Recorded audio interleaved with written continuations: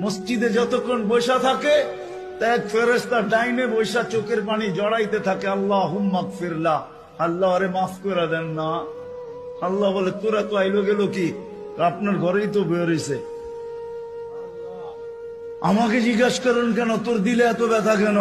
আপনার ঘরেই তো বের হইছে, বন্দা তো আপনারই, সৃষ্টির সেরা তো আপনিই বানাইছেন।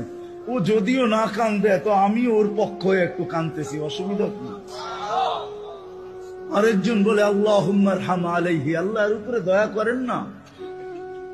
আপনার ঘরে বসে রইল, তারপরে যদি দয়া না করেন তো বাজারে গেলে করবেন, ওটা তো দয়ার জায়গাই না। কি করে না করে না দোয়া? যতক্ষণ মসজিদে বসে থাকে আরেকজন নামাজের সওয়াব লিখতে থাকে।